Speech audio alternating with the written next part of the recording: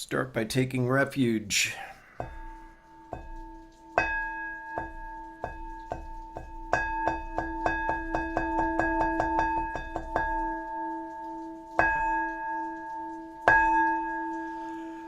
Buddham Saranam Gacchami. Dhammam Saranam Gacchami. Sangham Saranam Gacchami. I go for refuge in the Buddha. I go for refuge in the Dharma. I go for refuge in the Sangha. Buddham Saranam Gacchami. Dhammam Saranam Gacchami.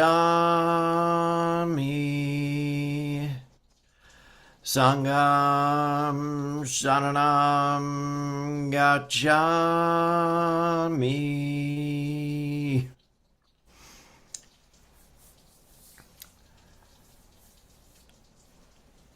All right, let's start out with our 15 minutes of seated meditation. How do you stop the children from crying?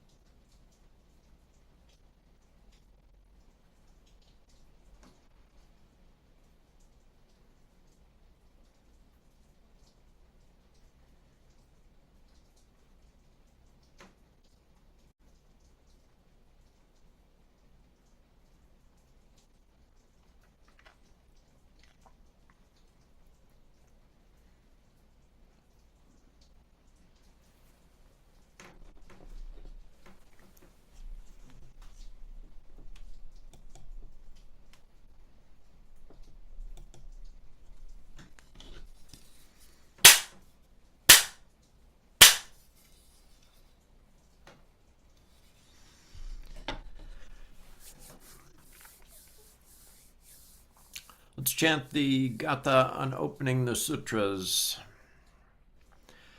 This Dharma, incomparably profound and minutely subtle, is rarely encountered, even in hundreds of thousands of millions of ages. Now we see it, hear it, hold and maintain it. May we completely realize the true mind of all Buddhas. Okay. Relax. Sit comfortably. Tonight, we're being brought the Dharma by Bupsanim Engdal Chitta.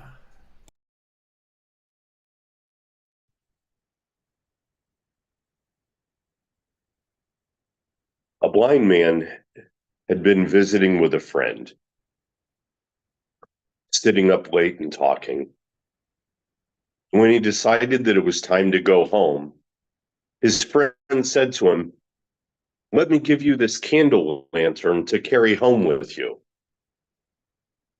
And the blind man, "Light and dark, it has no meaning to me. What use is a lantern?" And his friend said, "Well, you will be walking home in the dark. And so you better take the lantern so other people will see you and not bump into you." The man agreed, and so he took the lantern and holding it aloft, he started to walk home. And he had not walked very far before suddenly Sid, who was out for a jog, ran straight into him. And the man became very angry. And he said, "What is the matter with you? Why don't you watch where you're going? Can't you see this lantern?" And Sid said, "Wow, dude, I'm sorry, but like your candle's burned out, man. You might want to check that."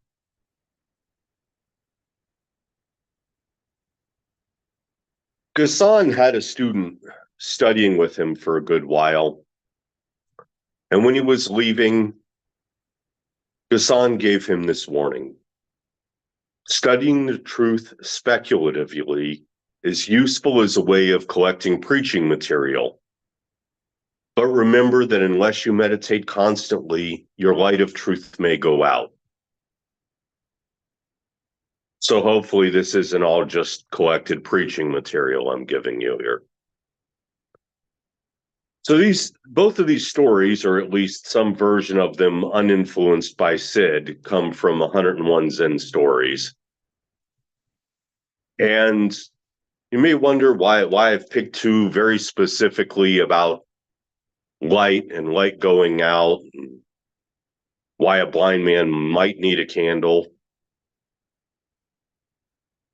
Much of our teaching centers around the idea of ignorance or delusion. The 12 originations, the 3 poisons, the things that we achieve or try to through skillful means, situation, relationship, and function, trying to get away from ignorance and delusion.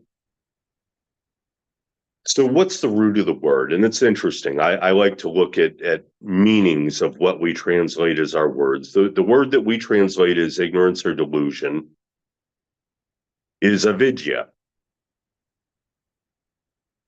The root of that is not, or other than, vidya, to see or to know. So what are we translating as ignorance and delusion? Literally not seeing.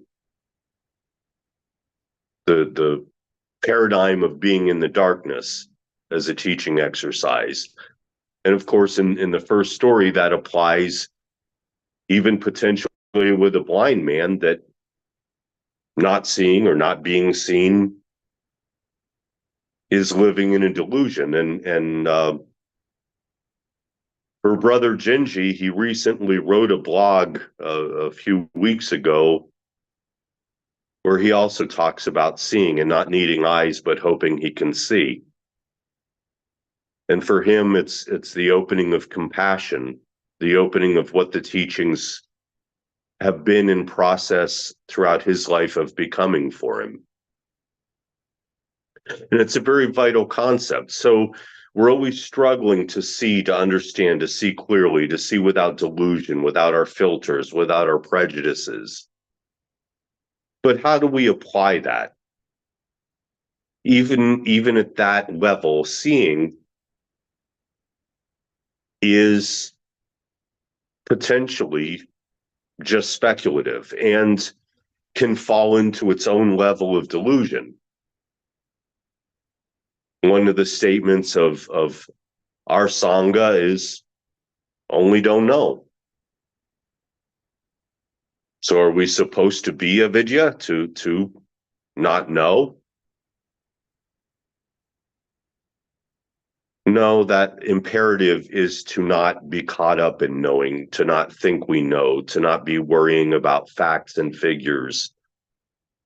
But we're still working vigorously, meditating, chanting, learning, studying, practicing Wadu, whatever our practice is, to see clearly, to see through the delusions, to see through the things we cling to see, and I'll posit that ignorance is what leads to the other poisons, that greed and aversion and anger and hatred and all these other things are a result of unclear or imprecise seeing, imprecise understanding. And for other fans of words, when we talk about Gassan's statement about truth and adding the light to the truth, that interestingly, the Greek term that is translated commonly as truth into English is aletheia. And in Greek, is again away from, not, and lethe is the river of forgetfulness, the waters that you drink to forget. And so the concept of truth that comes from the Greek philosophers, the Stoics and Cynics, some of whom had some ideas very similar to portions of Buddhism. What is truth? It's unforgetting what is already present, re-knowing what is already known, what might equate it to the Buddha nature. But again, this is speculative. So where do we go with that into our daily practice beyond just preaching or going around and saying it's the truth? Because we're really good at that. Americans, modern people, it's the truth. I have the truth. I see, I know. Everybody knows everything. So in Swampland Flowers, which is a fascinating collection of letters, Tahui talks about ignorance. And I'll give you part of one of his quotes or one of his letters.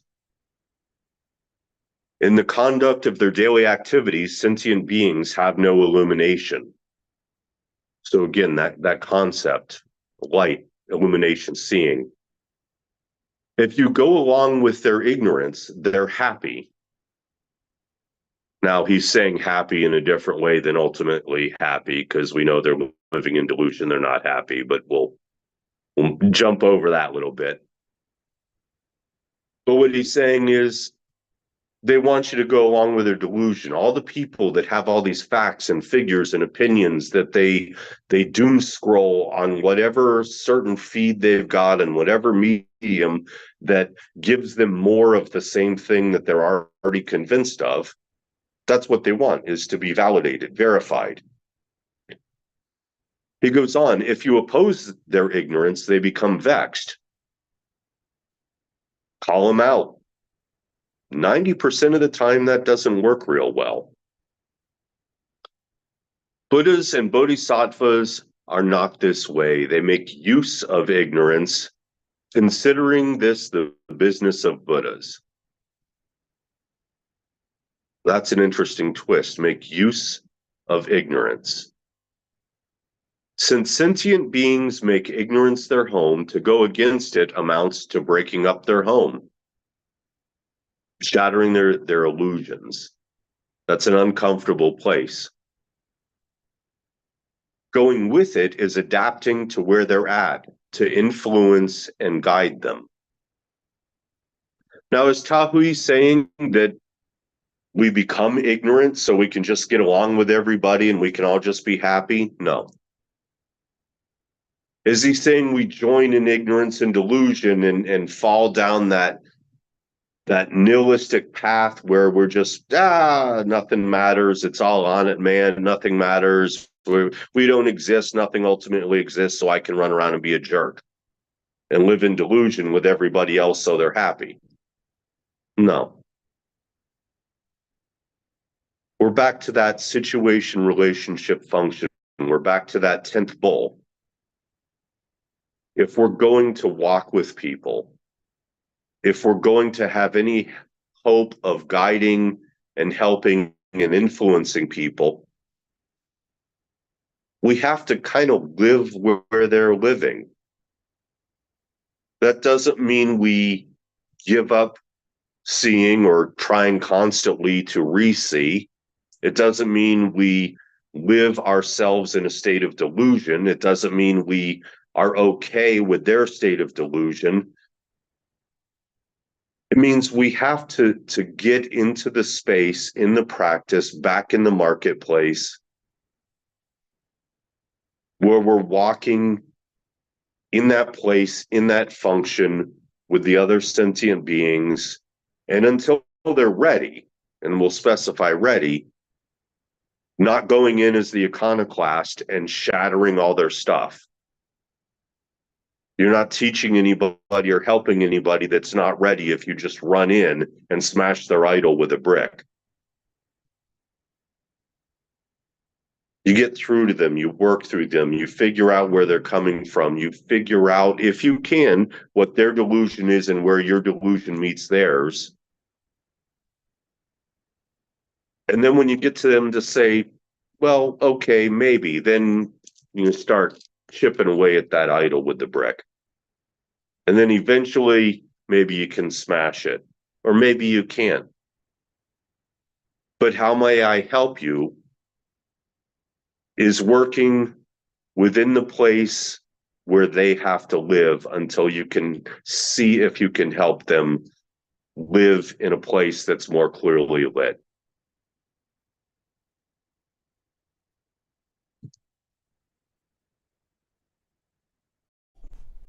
Thank you, brother. Could you go over the Greek stuff again, because it was totally glitchy. Okay. Um, the Greek term translated as truth is aletheia. And interestingly, in many of these languages are Proto-Indo-European origins. The A in aletheia is not or un or Yeah, away it's not from. getting And any. aletheia, I'm sorry, It didn't get any better. it didn't get any better. No, no, totally glitched. Totally glitched. Well, I'll have to write it in the cliff notes. Try one more time. Okay.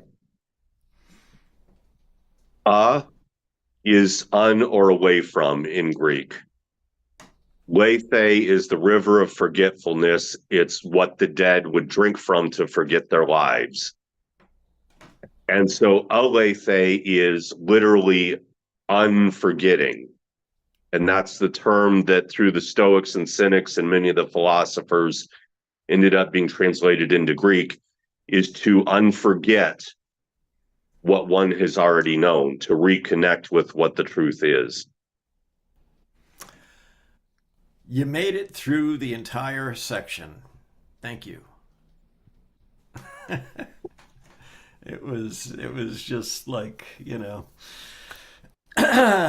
it was turning into its own Kungan there. So, let's go back and have another 15 minutes of seated meditation. And what is the direction of the Buddhas?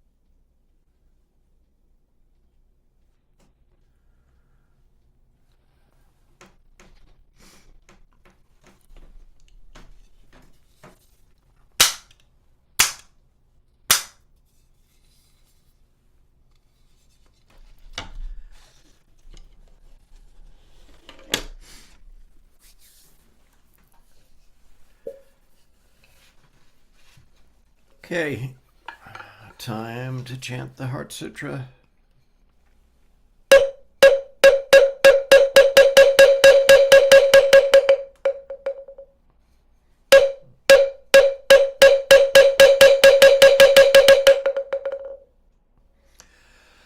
Mahaprajna Paramita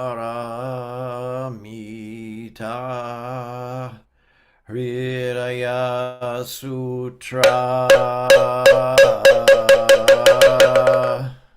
Avalokiteshvara Bodhisattva, when practicing deeply the Prajna Paramita, perceives that all five skandhas are empty and is safe from all suffering and distress. Shariputra, from emptiness. Emptiness does not differ from form. That which is form is emptiness. That which is emptiness, form. The same is true of feeling, perceptions, impulses, consciousness. Shariputra, all dharmas are marked with emptiness. They do not appear or disappear, are not tainted or pure, do not increase or decrease.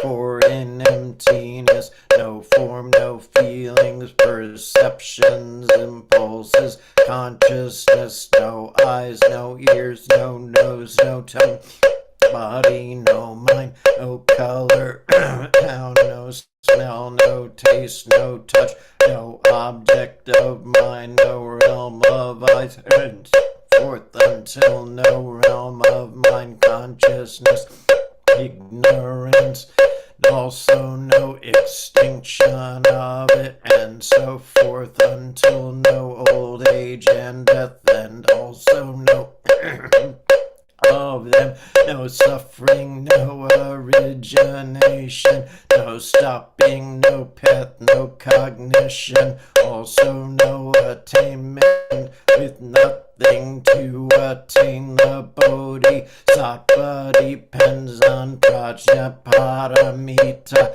and the mind is no hindrance. Without any hindrance, no fears exist. Apart from every perverted view, one dwells in nirvana. In the three worlds, all Buddhas depend on Prajna Paramita and attain Anuttara Samyak Sambodhi. Therefore know that Prajna Paramita is the great transcendent mantra, is the great bright mantra, is the utmost mantra, is the supreme mantra, which is able to relieve all suffering. Is true, not false, so proclaim the Prajna Paramita mantra. Proclaim the mantra which says Gate Gate Para Gate Parasamgate Bodhisvaha. Gate Gate Para Gate Parasamgate Bodhisvaha. Gate Gate Para Gate Parasamgate Bodhisvaha.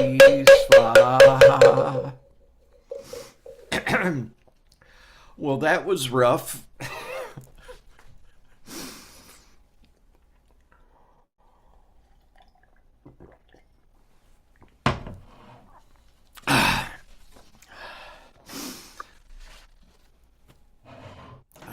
Let's do our personal dedications of merit.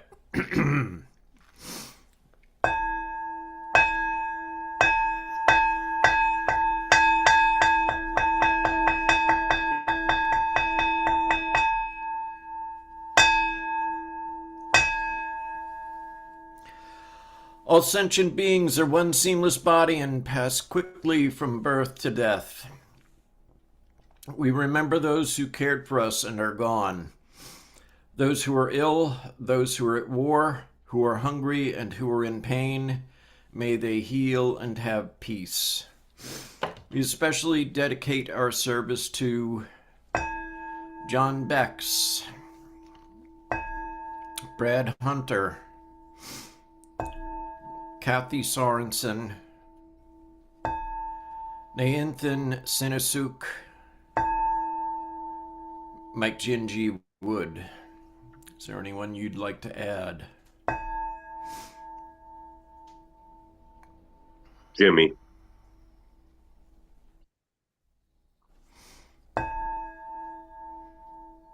Any others? Joanne Sheridan, Bailey Sheridan, Clarice Ward, Joseph Giancutti, and Elizabeth St. Ron.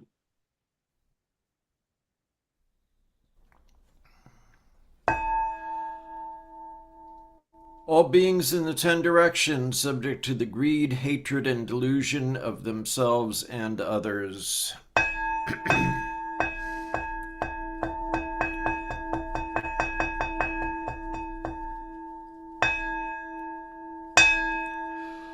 All Buddhas throughout space and time, all honored ones, Bodhisattva Mahasattvas, wisdom beyond wisdom, Maha Prajna Paramita.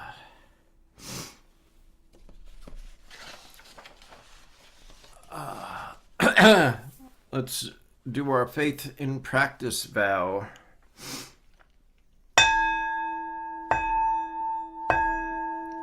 I will never retreat and will be firm in my mind in this correct Dharma.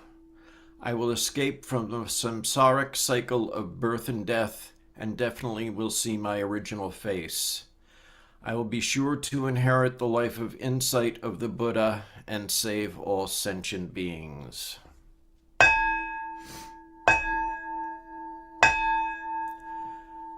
Brother Hangdal. Infinite realms of light and dark convey the Buddha mind. Birds and trees and stars, and we ourselves come forth in perfect harmony. We practice and recite this for all beings, in grateful thanks to our many guides along the way.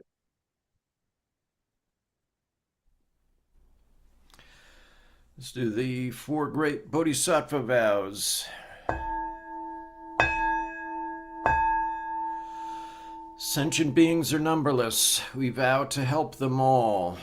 Delusions are countless. We vow to see through them all.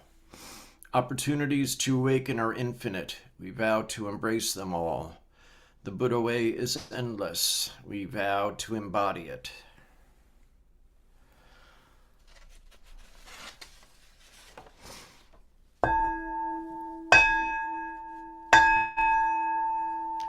Life and death are of supreme importance. Time passes swiftly by and opportunities to awaken are easily lost. Strive to realize your true nature and do not squander your time by night or day.